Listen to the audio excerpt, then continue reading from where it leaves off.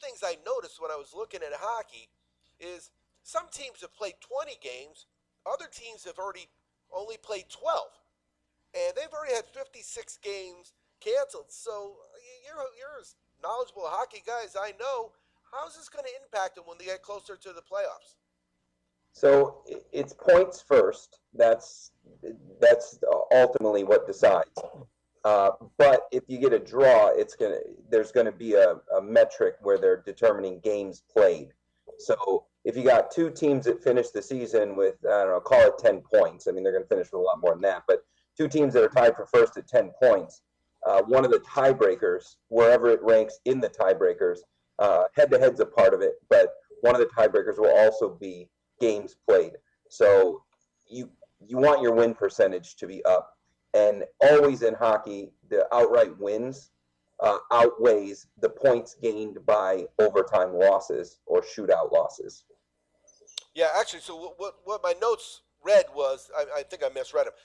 They originally scheduled 56 games, right? Is that what it was for the season? So if they've only got 12 to 20, for the next month solid, we're going to be talking a lot of hockey. It's every day. There's a slew of hockey games on every single day, and that's created one of the challenges is you don't know when teams are getting tired, and then sometimes they get a day off, sometimes they get 3 days off. So their level of conditioning is really a question mark because you just don't know how they're feeling, and there's not really travel in between the two games. But sometimes there is. You play a doubleheader in Vegas, and then you turn around and you fly out to California, depending on the team or the level of conditioning. All right, so then we're looking at NBA. Now, they're supposed to play 72 games. They've already lost 20-something to postponements. And I put a social media post up this week. It's just amazing how important looking at postponements has become if you're following a specific team, because now with the weather this week, we had even more. You just don't even know if they're going to play. But ironically, they're only scheduled, I did not know this, guys, till March to the All-Star game. They haven't even come out with their second half schedule yet.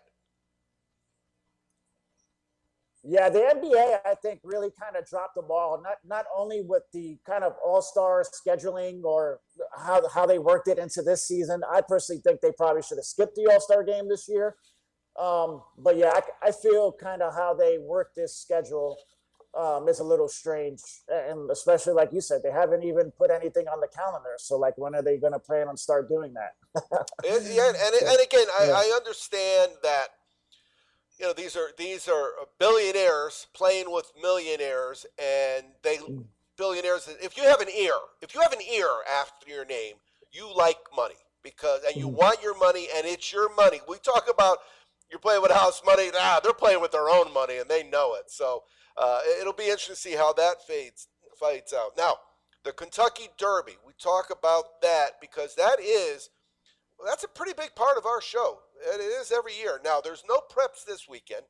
There's 3 more next weekend, but those aren't really the prep races I consider. The prep races I'm looking at is the Florida, the New York, the California, maybe the Arkansas, those races. So the next ones are March 6th. That's the first set of those final preps from some horses. And when I say it's a final preps, if you don't do good, you don't go forward. It's really that simple. And the fields will shrink and shrink and shrink. But we're looking forward to that week because that'll be a week where I know some of my plays on the Cash Tickets website will be thoroughbred horses. I do pretty good. Ever since I started working with Mo for the Mo radio show, like 7-8 years ago, I've done pretty good. Actually, more than that. It's probably 10 years ago now. I've done really well with the plays because I don't bet a lot of horses. I look for quality.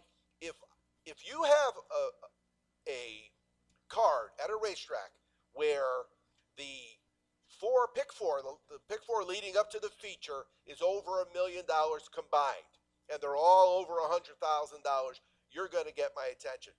I don't want to have a $75,000 stake race leading up to a feature. If that's the case, I'm probably not going to bet it because I like to string a couple, especially when the best horse wins, you've got to hit a couple doubles or a pick 3 or a pick 4 to make any money. Pick fours are pretty hard to hit, actually.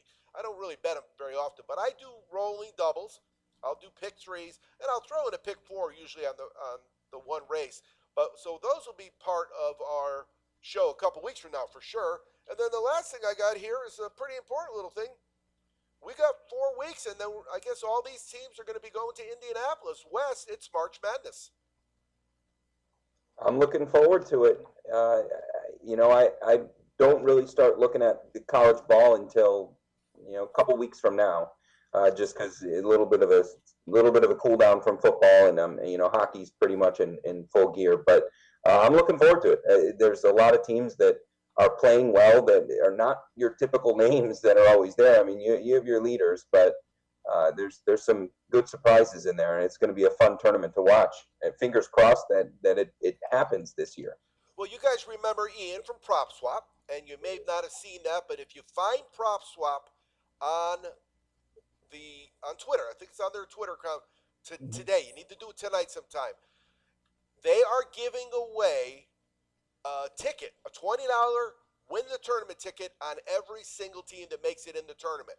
So they said, who do you want? You retweeted with who you like. And I looked, and the only constant I saw, and I probably put, 90 minutes into looking at the top 25, the only constant I saw was they are inconsistent. That's it. There's only 2 teams that really, I feel, it wouldn't be a surprise to me, and that's the top 2, Baylor and Gonzaga. Yeah. So I went with Gonzaga. They're only plus 200, but I think to myself, you know what? I don't normally bet futures, but if prop swap, it's prop swap, not prop beat, prop swap. If prop swap is putting the money up for me, I'll take 2 to 1 all day long. If you had to pick a team right now, John, who would you bet? That's tough because I'm in the same boat. Obviously, Gonzaga and Baylor, they have just looked leagues better than everybody else. Gonzaga had a couple close games, but that's because of the familiarity they played with the teams of that conference. I would say those 2, and I wouldn't really want to call them a dark horse, but I would actually throw in Florida State in there as well. I like the way Florida State is playing. They have a lot of big athletic guys who love to run the floor. They're coming off a big win too a couple of days ago, so I would throw in Florida State in there too. They dominated. Virginia. They dominated Virginia, which is tough to do because Virginia is very, very good. Virginia, I would put in that category because we all know about the defense. I just don't feel they have the offense this year to compete with, let's say, a Gonzaga or especially a Baylor. Baylor has been blown out. Right, and then we see what they did, what Florida State did with them. The one thing about Florida State is their threes are dropping, they're dangerous. If their threes are dropping, they're done. No. And Virginia's going to beat you 58 to 54. It's going to be a slow, exactly. It's going to be a slow drag game. They're not in no rush to push the ball up the court. I mean, they're not running. They're walking that ball up the court. They limit possessions. They want to make sure put you in the tough situations to take shots. No doubt. So that's kind of their game plan. But, Florida State had the ball rolling where they were making shots and just running on them. And I think if let's say they were to play Gonzaga has that up-tempo where they like to push it, and they're the same kind of thing. Once Gonzaga's hitting shots, it's tough to beat them. You got to give that coach props. I mean, that conference is nothing, but then they go and beat top 10 teams all day long. And how many years now have they been not good, but great? I mean, it's a long run of being great. Yeah. What about you, Wes? My pick would be Nova. I think that where they're going to find their seeding, they're going to be 3 or 4-ish seed.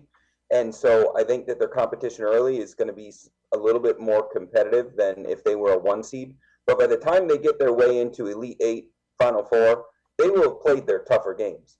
So I kind of like them to build momentum early. And I'm not saying they're winning the tournament, but for a free play, I'm throwing my money at some value, and I like Nova because they've been there a few times before. Where if you go from Gonzaga all the way down to 15, there's just not a ton of Final Four experience there. Yeah, no, I looked at both of those teams actually that you mentioned, and I'm not. I think the Big Ten's got a couple teams up there, but I think it's because the Big Ten's just not that strong, and so these teams are feasting on those weak teams. That's what I thought, and you know what? Villanova burnt me a couple times already this year, and so I think I was biased. But they were all 10 to 25 to 1 in that range, I think. All right, March Madness. Let's talk about a little about March Madness because if I'm correct, the conference tournaments start here in just a couple weeks, and I'm not quite sure how they're going to do the conference tournaments this year. Remember, that's when it all. This is right about last year when it all fell apart. We never got to the conference championships, and I'm a San Diego State alum. Okay, we had a great team. We had like Very three good team in guys that that were conference. seniors and left their school to come to our school, and we were good. We were really good. Not that we're pretty good this year, but we were really good last year. So those what ifs. But in terms of tournament play, do you change, John, how you handicap when teams are going into their tournament? A little bit, just because these teams face each other throughout the years, and they're awfully familiar with each other's playing style. So this is where you got to really look at the matchup and really play the numbers game and make sure you're grabbing the best possible lines in these situations. Because for the most part, these games are going to be close. This is conference championships. These teams are hungry, and like I said, they know each other. Now this year might be a little bit different. You have a team like, let's say, a Duke, who normally would be stacked and have all their players, but now they have a player that opted out. So that's stuff that you got to kind of pay attention to. But it's definitely something you have to look at, and definitely do a little bit more research if you're jumping in just for the college championships, because they're going to be tough games. Well, one of the things that if you're normally the top two seeds in most conferences get the bye. Yep. That's really a big help because they don't play back to back. College teams never play back-to-back until it's the most important game of the year, their conference tournament. They don't even play back-to-back when they're in the March Madness. The only time they play back-to-back are in Hawaii at Christmas time and in their conference tournament. And if you're a low seed that's won a couple games and you're coming on your third game to a team that's only played twice, that extra day of rest when they're the better team because they got that rest really makes a difference. What about you, Wes? When you bet conference tournaments, do you look at anything different? No, and I don't really put a lot of stock into the competition there because in a lot of cases, a team that is not the best team in the conference actually wins the conference. So I think that I don't think that they're normal games. I think that by the time they get there, they're just playing a little bit different. They've seen each other before.